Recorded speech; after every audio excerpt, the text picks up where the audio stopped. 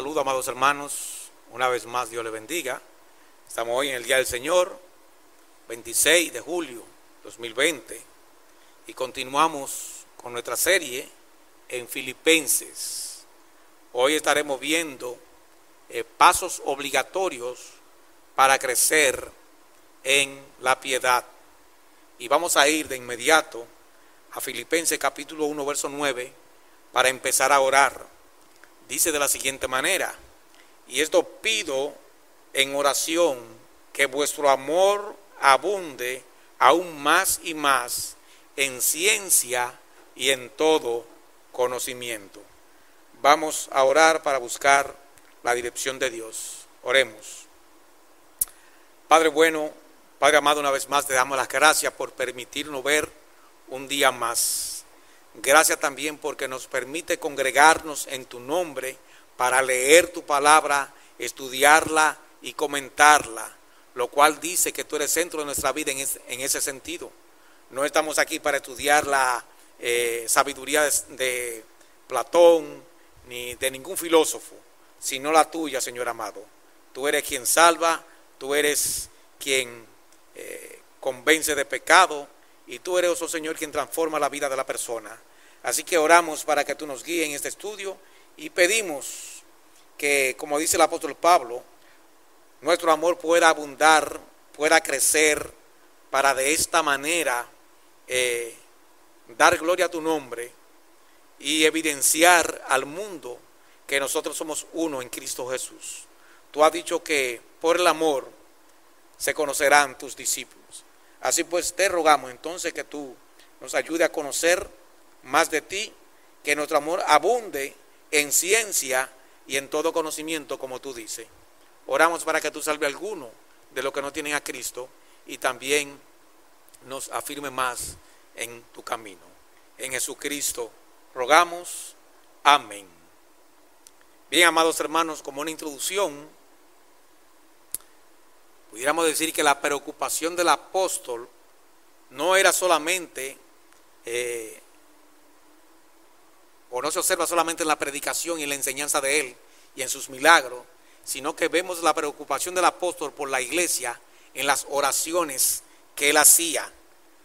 La oración es un indicador de madurez espiritual y de una cercanía a Dios. La madurez en la vida del creyente evidencia que hay vida espiritual. La vida de oración de un pastor es más que sus sermones. La vida de oración de Pablo era más que sus milagros.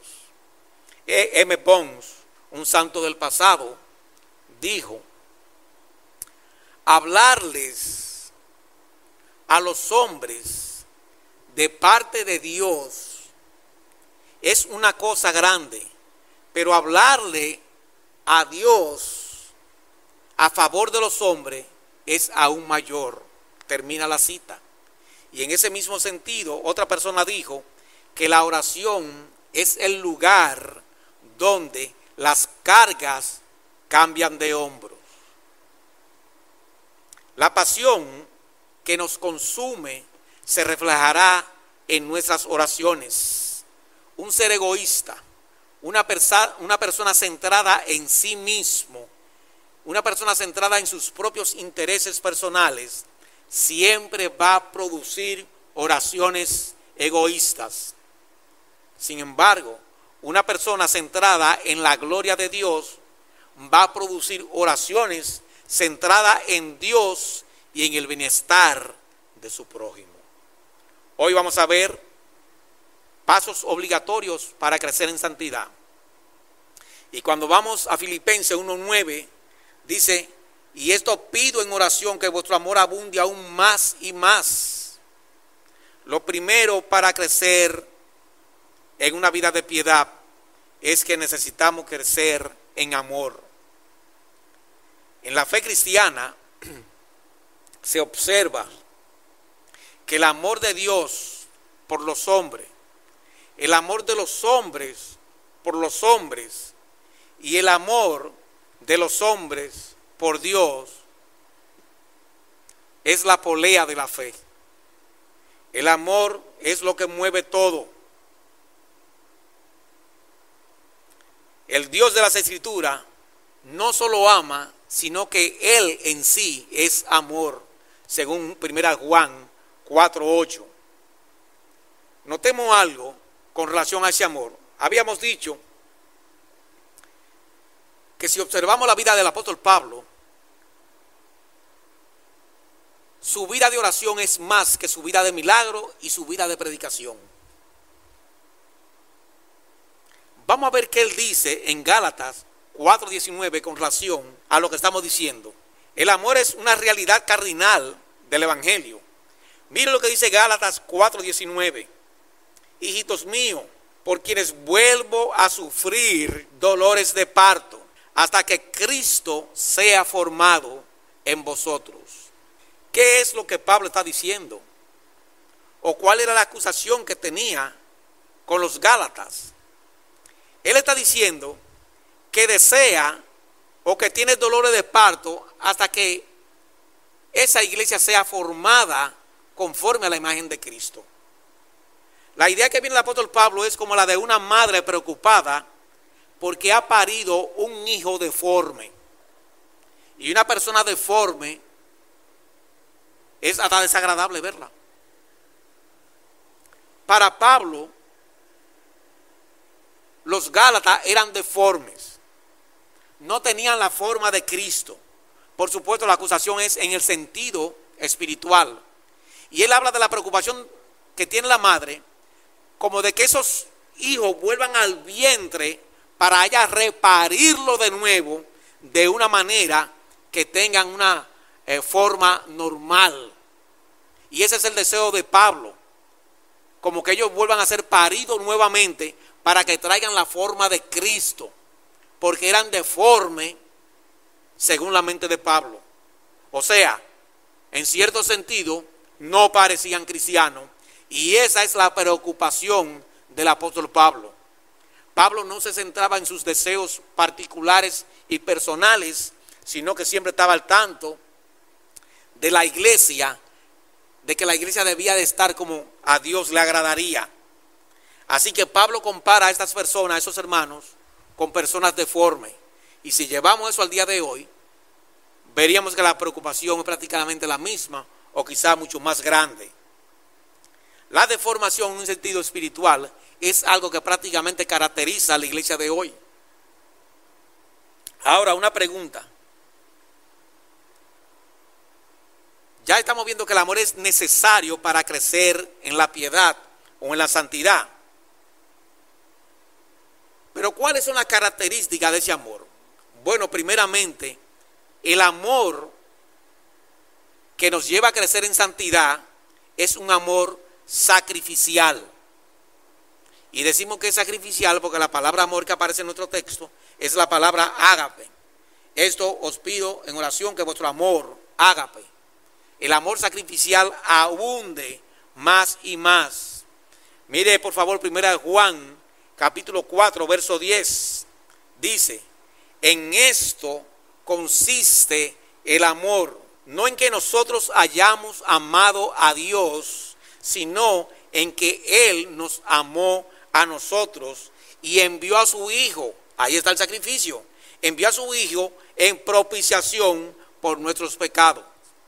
El amor de Dios por nosotros fue un amor sacrificial. Es ahí donde se ve si estamos creciendo en santidad o no. El amor, por ejemplo, de Abraham por Dios, también era un amor sacrificial. ¿Y dónde lo vemos? En que decidió sacrificar a Isaac. De manera pues que una primera característica del amor que nos hace crecer en santidad es que ese amor es sacrificial. Mire por ejemplo Mateo capítulo 5 verso 43 al 48. Dice así: oíste que fue dicho, amarás a tu prójimo y aborrecerás a tus enemigos. Esto era parte de la ley civil allá en tiempos atrás en Israel. Ahora Cristo dice: pero yo os digo, amad a vuestros enemigos, bendecid a los que os maldicen, haced bien a los que os aborrecen, y orad por los que os ultrajan y os persiguen, para que seáis hijos de vuestro Padre que estás en los cielos, que hace salir su sol sobre malos y buenos, y que hace llover sobre justos e injustos. Porque si amáis a los que os aman, ¿qué recompensa tendréis? ¿No hacen también lo mismo los publicanos? Y si saludáis a vuestros hermanos solamente, ¿qué hacéis de más? ¿No hacen también así los gentiles? Sé, pues, vosotros perfectos, como vuestro Padre que está en los cielos es perfecto. Amados hermanos, yo pregunto, el amor sacrificial se basa únicamente en la intención del que ama, no en el mérito del que lo recibe. Yo me pregunto, ¿puede vivir un pez fuera del agua? No, porque eso es contra naturaleza. ¿Puede un hipopótamo volar? Bueno, eso solamente se ve en los dibujos animados. Bueno, nuestro texto dice que debemos de amar a nuestros enemigos. Y amar a un enemigo, eso es contra naturaleza, por la condición en la que nosotros venimos aquí. Y usted entonces diría, ¿y por qué Dios impone un mandamiento como ese? Bueno, porque es posible en Jesucristo. Es un mandamiento contra naturaleza. Pero, como estamos en Cristo, tenemos una nueva naturaleza. Tenemos la naturaleza de Cristo, y porque tenemos esa nueva naturaleza, podemos amar a un enemigo. Los mandamientos de Dios no son gravosos.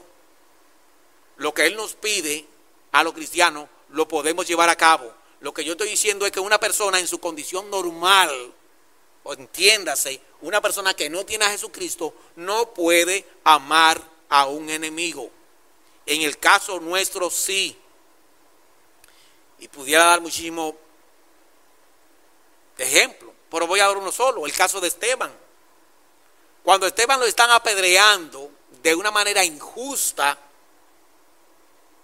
Esteban ora a favor de la salvación de ellos y le pide a Dios que no le tome en cuenta ese pecado. ¿Por qué Esteban pudo hacer eso? Bueno, Esteban tenía otra naturaleza. Esteban era cristiano. Y aunque eran sus enemigos, él lo amó, aunque eran sus enemigos. Es el mismo caso de Cristo. Cristo murió por sus enemigos.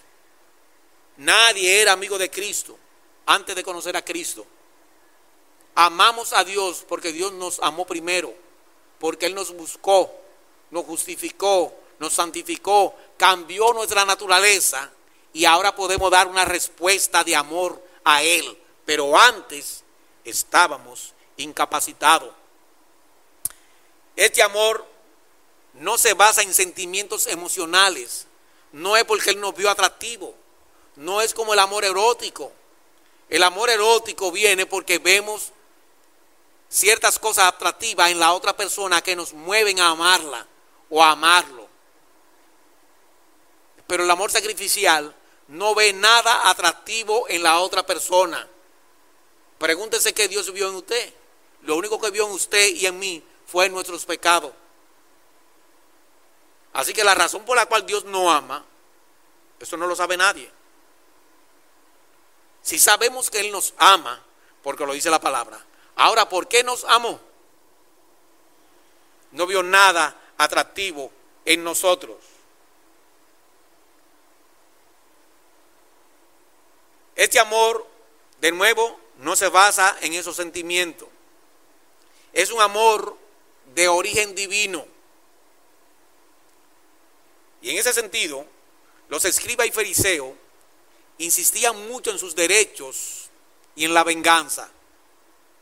Cuando Cristo habla en el Sermón del Monte de que debemos de amar a nuestros enemigos, eso era ofensivo para los fariseos y los escribas, quien habían entendido a través de Moisés que esto era ojo por ojo y diente por diente, lo cual es cierto. La ley no es injusta, pero esa ley le corresponde aplicarla a la justicia, no a usted personalmente. Y los escribas querían aplicarla a ellos personalmente. El que hace énfasis en sus derechos no tendrá freno en aplicar la venganza. Y ese era parte del problema que ellos tenían y que existe en el día de hoy. Los cristianos chinos, valga la redundancia, en China, no tienen derecho. Recientemente salió ahí de una revista cristiana que le han retirado sus derechos porque el gobierno exige que ellos quiten las cruces, quiten cualquier letrero cristiano y que en vez de adorar a Dios, adoren a los líderes comunistas. Quieren poner una foto del presidente actual y de Mao Zedong, o del otro presidente que también era comunista. Y como ellos se han negado, le están retirando los privilegios que dan en un país comunista. A los demás se lo dan, a los cristianos no. Y estamos hablando de ahora, del tiempo de hoy. Pero si vamos para atrás también, el apóstol Pablo a cada momento le quitaban sus derechos también. Y Pablo nunca se ahogó de la rabia porque le habían quitado sus derechos. La persona que exige mucho sus derechos no tiene mucho problema en aplicar la venganza personal. Y Dios está diciendo que debemos de amar a nuestros enemigos. Así que una primer característica del amor que nos hace crecer en santidad es que ese amor es sacrificial. Segundo, ese amor que nos hace crecer en santidad también es un amor práctico. ¿Y a qué me refiero con esto de práctico?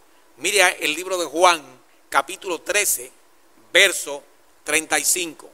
Dice: en esto conocerán todos que sois mis discípulos. ¿En qué? Si tuviereis amor los unos por los otros. Amados hermanos, la ciencia en la ingeniería automotriz ha crecido muchísimo. Y hoy los carros lo hacen que parecen espaciales. Usted no sabe qué marca es, pero por el logo usted se da cuenta qué marca es un carro. O qué marca sí es el carro. A veces usted lo ve de medio lejos, usted no sabe qué marca es, pero cuando le ve el logo usted dice es Chevrolet, o es Opel, o es Datsun, o es tal marca, por el logo. Los cristianos se conocen porque se aman. Ese es el logo de la fe.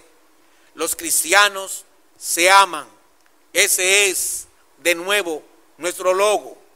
Hay personas con este problema de la pandemia, con ataques de ansiedad. Vaya y dedíquele tiempo y hable con ellos. O llámele por teléfono.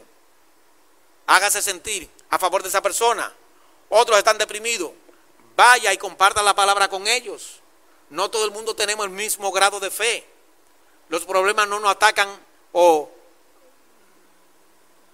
no hacen exactamente lo mismo en nosotros. Hay personas con fe débil, otros con una fe más sólida. Entonces comparta la palabra con esas personas. Otros tienen escasez de comida.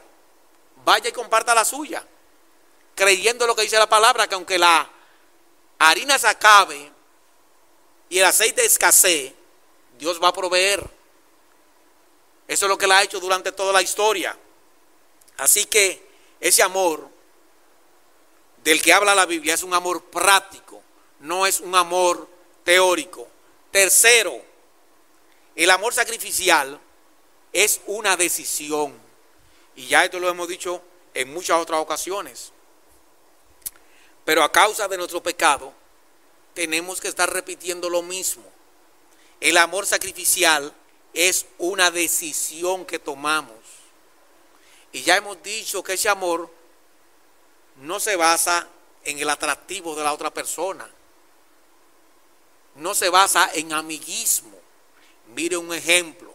Lucas capítulo 10, versos 30 al 35. Hablando de un personaje que fue herido por unos malhechores y lo dejaron como muerto, dice así: Respondiendo Jesús dijo: un hombre descendía de Jerusalén a Jericó y cayó en manos de ladrones, los cuales le despojaron e hiriéndole se fueron, dejándole medio muerto. Aconteció que descendió un sacerdote por aquel camino y viéndole, pasó de largo. ¿Qué más? Asimismo, un levita, llegando cerca de aquel lugar y viéndole, pasó de largo también. Pero un samaritano, entiéndese, una persona que ni a judío llega, mucho menos a sacerdote y levita, un samaritano, sinónimo de lo peor en la mente del judío, que iba de camino, vino cerca de él y viéndole se movió a misericordia. Él no lo conocía, no eran amigos ni nada, pero el amor no tiene que ver con eso. Y acercándose, vendó sus heridas, echándoles aceite y vino y poniéndole en su cabalgadura, lo llevó al mesón y cuidó de él. Otro día, al partir, sacó 2 denarios y lo dio al mesonero y le dijo: cuídamele, y todo lo que gastes de más, yo te lo pagaré cuando regrese.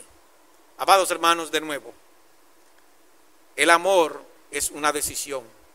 Este samaritano no conocía a ese hombre, no vio nada atractivo en él, no vio ventaja, no vio lo que le pudiera sacar en el futuro, porque no es un amor a cambio de algo.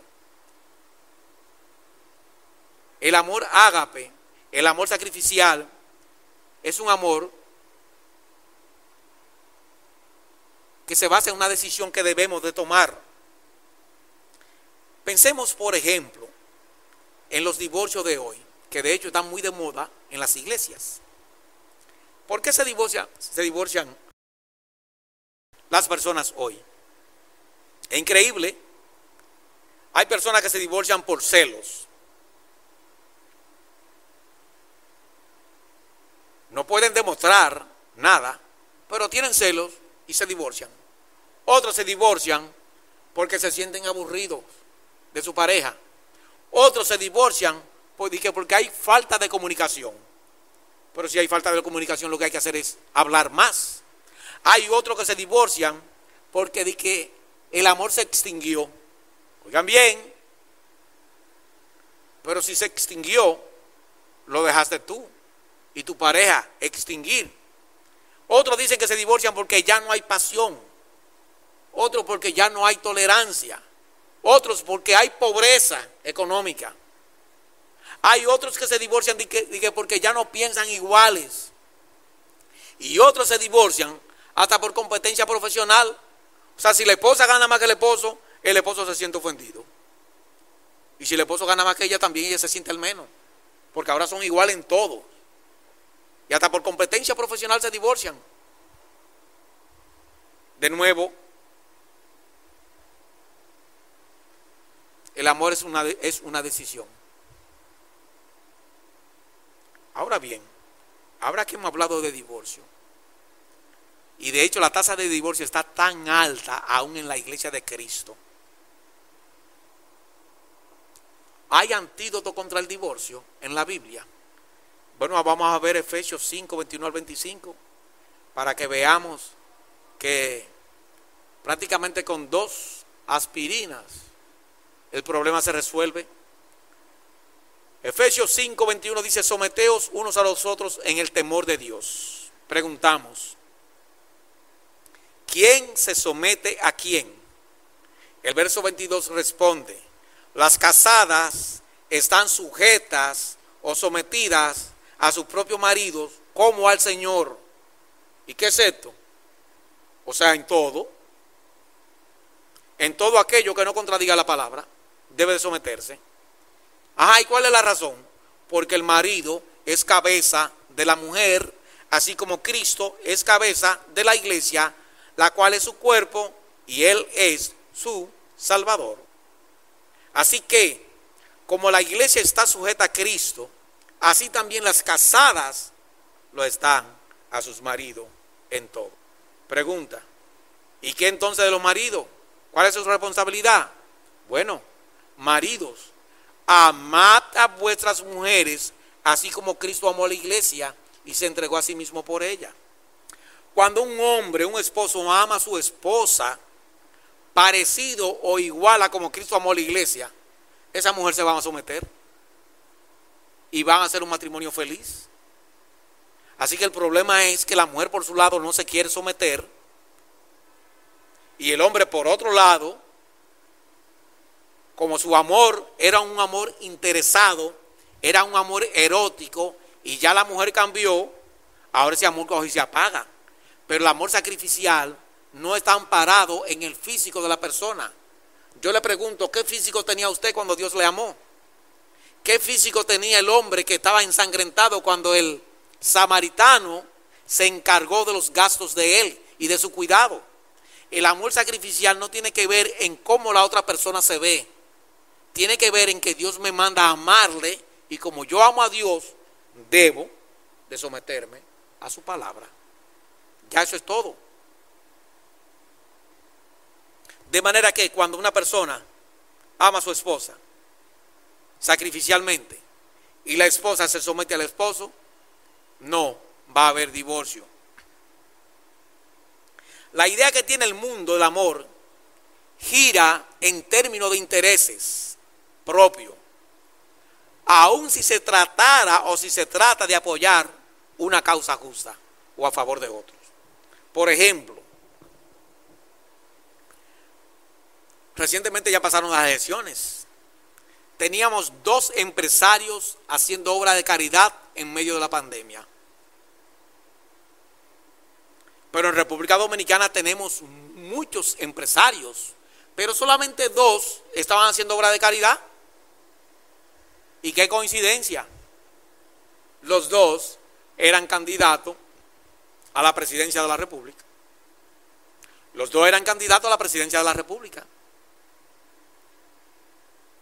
Pasaron las elecciones. No hemos visto un solo gesto de ninguno de los 2 a favor de la gente que tiene la pandemia. Anteriormente estaban locos haciendo obra de caridad. Pasan las elecciones, pasaron la obra de caridad. Eran acciones interesadas, no estaban paradas en el amor, sino buscando un beneficio particular. Es para que tú votes por mí. Ya votaste o no votaste por mí, pasaron las elecciones, se acabó esa fiesta de favores que estábamos haciendo.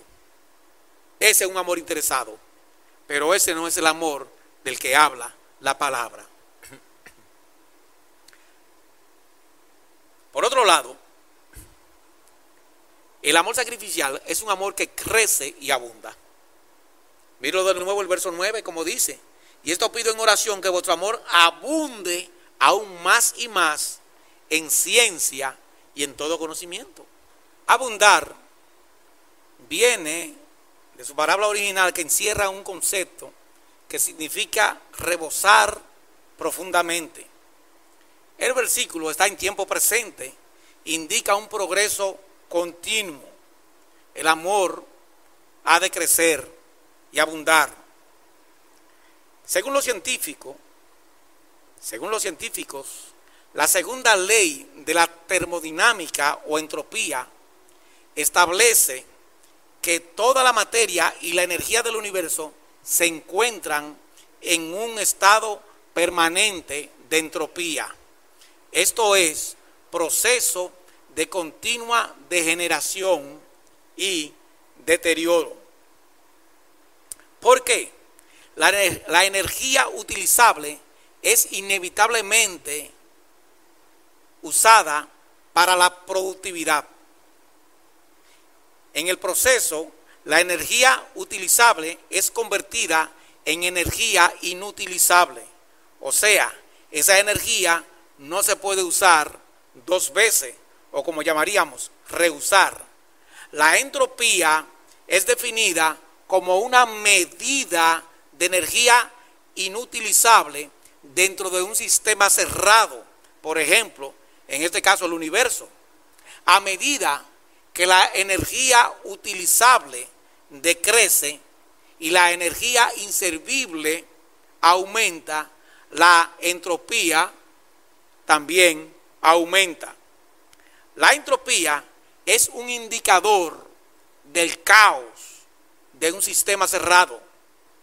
O sea, a medida que la energía utilizable es perdida, el desorden y el caos aumentan. En conclusión, ¿qué es lo que enseña? Que todo lo creado entonces no es eterno. Ahora una pregunta: ¿a partir de cuándo la ciencia está diciendo que todo lo creado no es eterno? O que lo que evolucionó no es eterno. Supuestamente a partir del 1824 por un señor llamado Sadi Kano. Pero preguntamos, ¿qué dice la Biblia con respecto a este asunto? ¿Es cierto que el universo no es eterno? Si es cierto, lo descubrió este señor llamado Sadi Kano en 1824. ¿Qué dice la Biblia al respecto? Mire conmigo Romanos 8, 20 al 22. Dice: porque la creación fue sujetada a vanidad, no por su propia voluntad, sino por causa del que la sujetó en esperanza. Porque también la creación misma será libertada a la esclavitud de corrupción, a la libertad gloriosa de los hijos de Dios. Porque sabemos que toda la creación gime a una, y aún está con dolores de parto hasta ahora. Como usted puede ver entonces, esta es una prueba de que la ciencia realmente nos lleva a Dios. Como decía un científico, Pastel, mucha ciencia nos lleva a Dios, poca ciencia nos aleja de Él. Hay un problema con esto, y es que los impíos nunca quieren darle crédito a la Biblia. Pero por otro lado, usted se preguntará, ¿y qué tiene esto que ver con nuestro tema? ¿Por qué mencionamos la ley de la termodinámica o entropía? Porque esa ley tiene su equivalente en la vida cristiana. Esa ley tiene su equivalente en la vida cristiana. Mire, por ejemplo, capítulo 7 del libro de Romanos, versos 21 al 25. Mire cómo dice el apóstol Pablo en su vida privada y en su lucha contra el pecado. Dice así: así que, queriendo yo hacer el bien, hallo esta ley, que el mal está en mí. Porque según el hombre interior me deleito en la ley de Dios, pero veo otra ley en mis miembros, que se revela contra la ley de mi mente y que me lleva cautivo a la ley del pecado que está en mis miembros. Miserable de mí, ¿quién me librará de este cuerpo de muerte? Gracias doy a Dios por Jesucristo, Señor nuestro.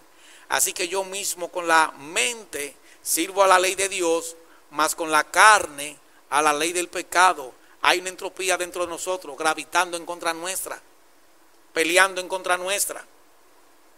Y en Efesios capítulo 4, verso 22 dice, o le llamó al hombre viejo, dice que el hombre viejo está viciado conforme a los deseos engañosos, inclinado, esto es internamente. Hay esa ley, una energía trabajando por un lado y otra trabajando por otro lado.